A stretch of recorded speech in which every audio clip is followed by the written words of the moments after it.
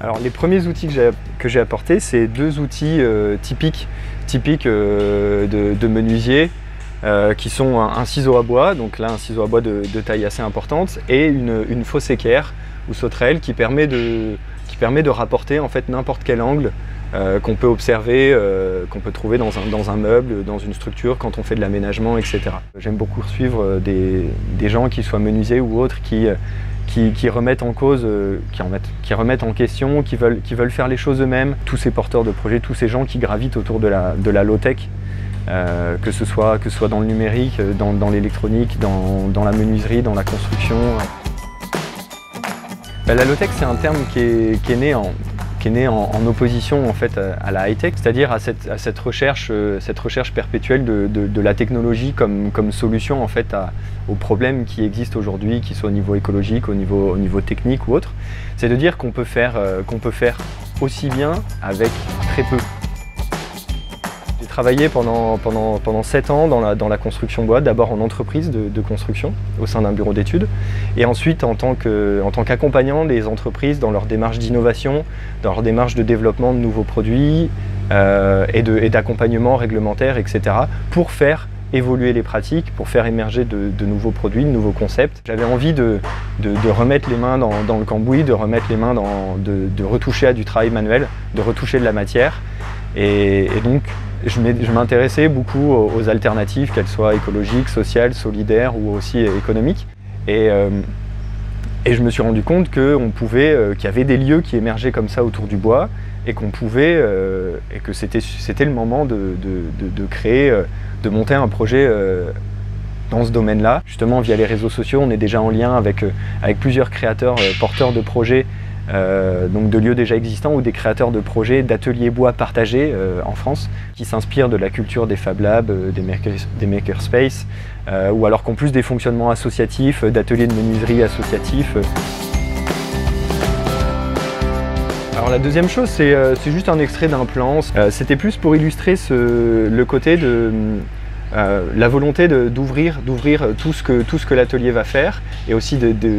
d'orienter les gens dans cette direction, de l'ouvrir vers le bien commun, vers les ressources communes. Donc ces plans-là, ils seront disponibles via une licence libre à déterminer, que ce soit OpenArt ou une licence Creative Commons. Mais l'envie, c'est de les diffuser de manière la plus large sur le web.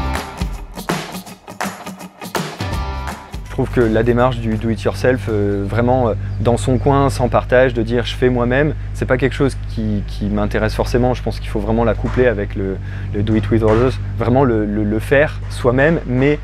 en communauté avec les autres. Justement, ce qui m'intéressait, c'était de pouvoir mettre à disposition un matériel qu'on n'a pas forcément, qui m'a manqué, et c'est ça aussi qui m'a fait franchir le pas, qui peut manquer quand on doit rénover une maison, quand on a des projets personnels, etc. Alors oui, il y aura des événements ponctuels, réguliers,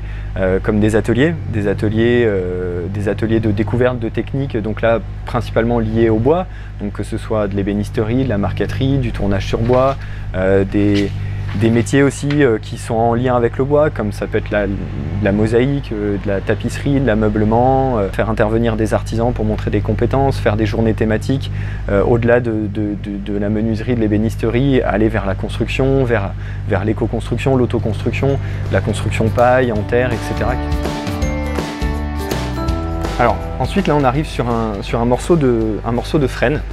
qui est une essence feuillue qu'on trouve localement dans les Vosges.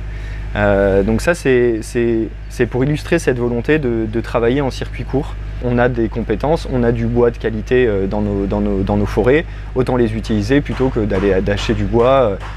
de faire venir du bois, que ce soit du bois exotique ou même du bois des pays de l'Est ou de Russie ou de Sibérie.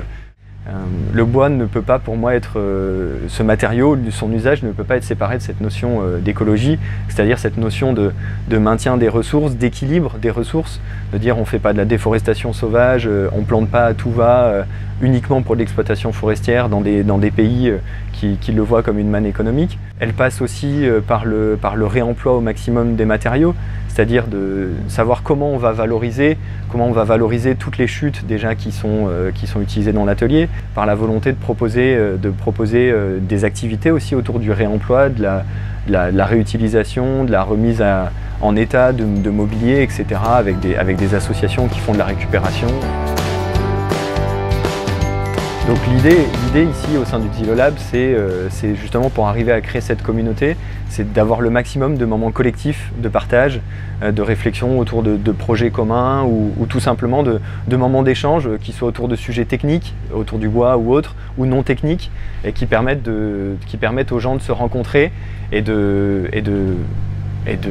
commencer à échanger entre eux et pourquoi pas faire émerger d'autres projets un peu différents.